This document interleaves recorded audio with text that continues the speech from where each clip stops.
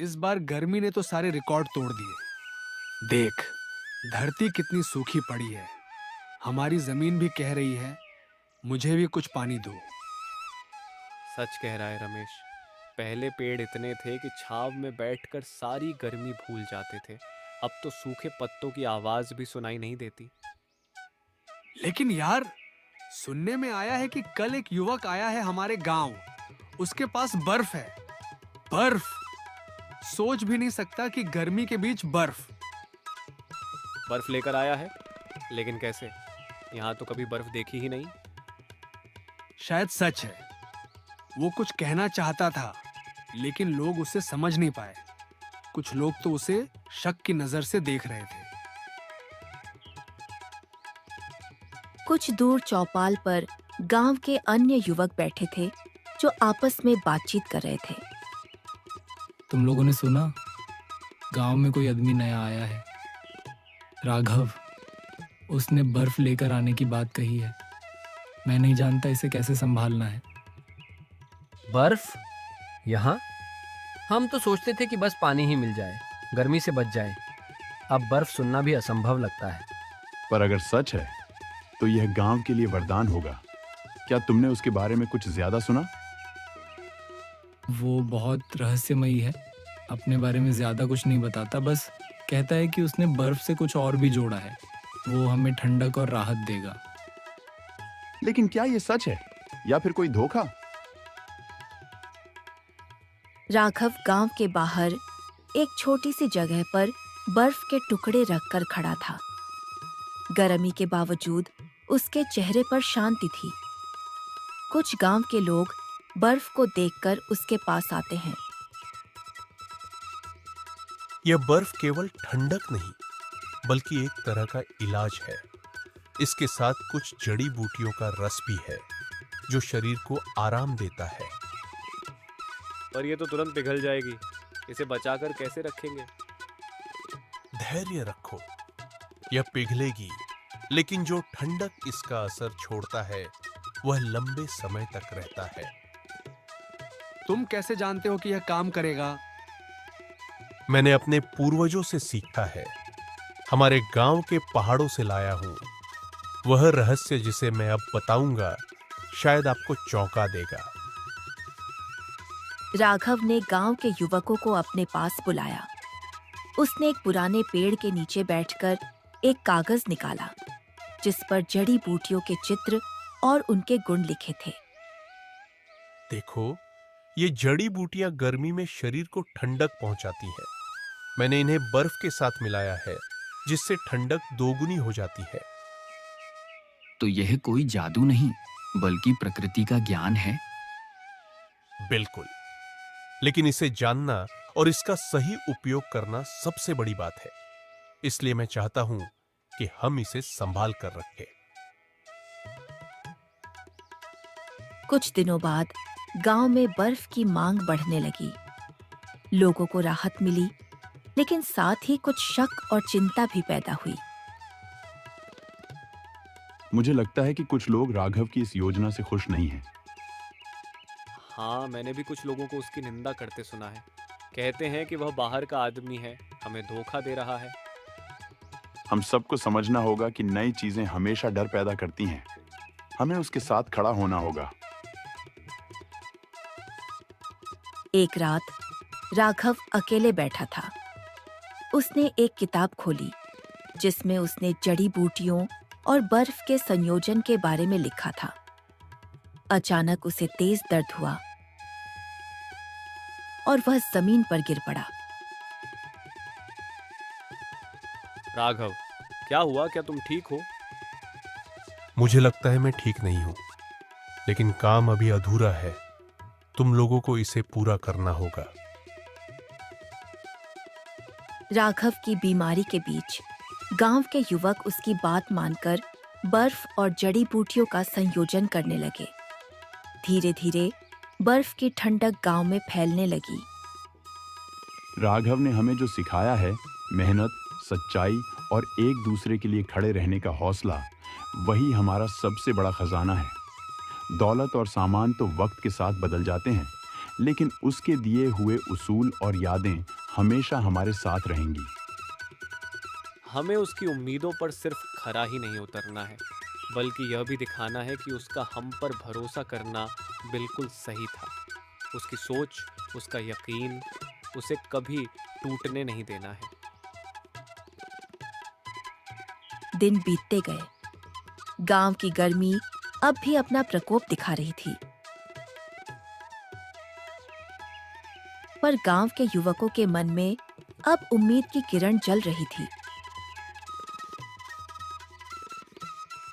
राघव की बर्फ और जड़ी बूटियों के मिश्रण ने लोगों को राहत देना शुरू कर दिया था, लेकिन कहीं ना कहीं गांव के कुछ लोग इसे खतरे की तरह देखने लगे थे। एक दिन शाम को गांव के चौपाल पर फिर से चर्चा छिड़ गई। देखो, मैं समझता हूं कि राघव ने जो किया है वो सराहनीय है, लेकिन कुछ लोग इसे अपनी रूढ़िवादिता से देख रहे हैं। कहते हैं कि ये गांव की पुरानी परंपराओं के खिलाफ है। पर क्या परंपरा के नाम पर हम नई चीजों को नकार देंगे? अगर राघव की बर्फ और जड़ी बूटियां सच में हमें राहत दे रही हैं, तो हमें उसका समर्थन करना चाहिए। मैं भी यही कहता हूं, लेकिन हमें सतर्क रहना होगा। मैं देख रहा हूं कि कुछ लोग राघव के खिलाफ साजिश रच रहे हैं। कल रात मैंने देखा कि कुछ युवक गांव के बाहर झाड़ फूंक करने वालों से बात कर रहे थे। यह सही है। हमें पता लगाना होगा कि कौन हमारे बीच अशांति फैलाने की कोशिश कर रहा है। राघव की तबीयत अब और बिगड़ रही थी, लेकिन उसने हिम्मत नहीं हारी। उसने युवकों को एक बार फिर से इकट्ठा किया और कहा, दोस्तों, ये जो ठंडक और राहत हमने बनाई है, यह केवल एक शुरुआत है। मैं चाहता हूं कि तुम इसे और बेहतर बनाओ। यह काम सिर्फ मेरा नहीं, हमारा है। तुम्हें इस गांव के हर व्यक्ति तक इसे पहुंचाना होगा। लेकिन राघव, तुम्हारी तबीयत ठीक नहीं लगती। हमें भी चाहिए कि तुम आराम करो। मनीष, असली ताकत तो तब आती है जब हम अपने उद्देश्य के लिए लड़ते हैं, चाहे कितनी भी मुश्किलें आए। मैं तुम पर भरोसा करता हूं।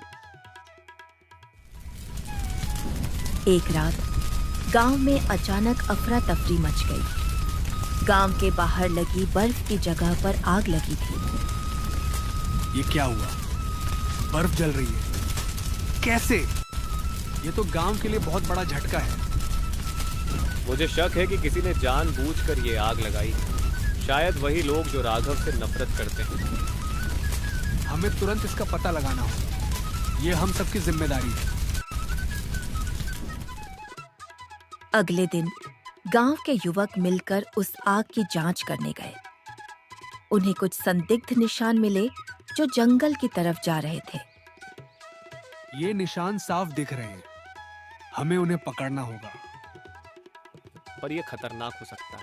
हमें योजना बनानी होगी। मैं और सौरभ तुम्हारे साथ जाएंगे।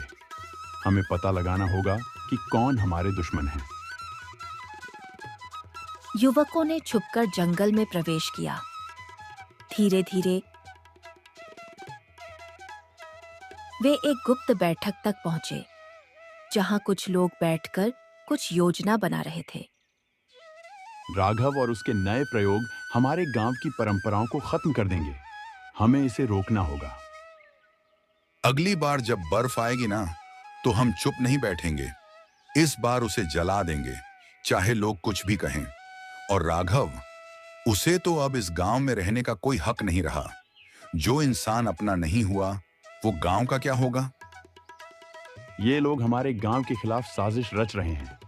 हमें तुरंत वापस जाना चाहिए और बाकी को सूचना देनी चाहिए।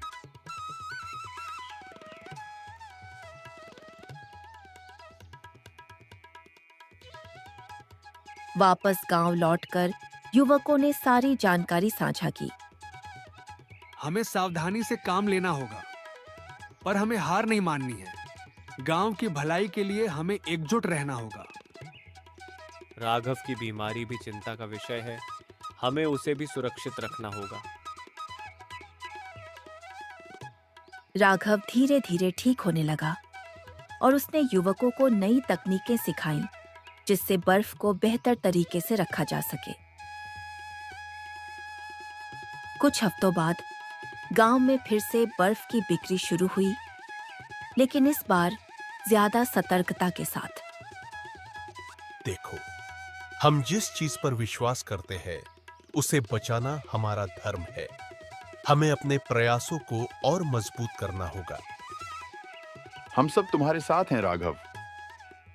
रात की वह मुठभेड़ जैसे गांव के सीने पर एक अनदेखा बोझ छोड़ गई थी।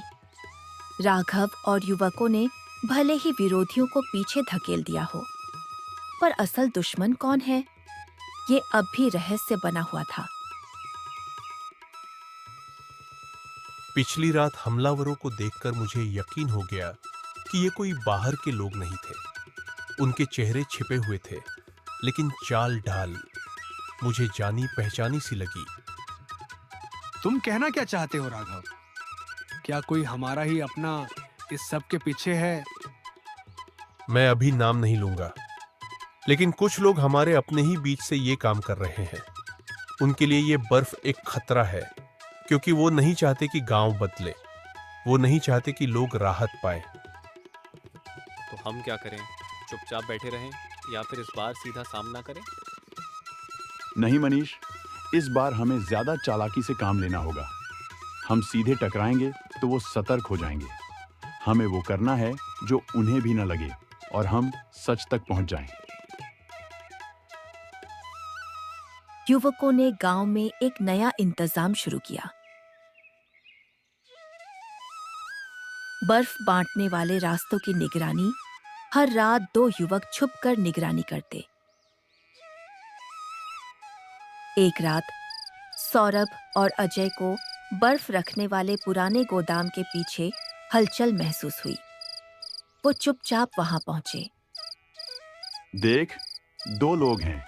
ये वही 2 लोग हैं जो पिछले हफ्ते चौपाल की मीटिंग में नहीं आए थे। शांत रहो, सुनो वो क्या कह रहे हैं। राघव का दिमाग तो देखो, गांव के बच्चों को भी अपना बना लिया है। अब अगली खेप की बर्फ को खराब कर देंगे।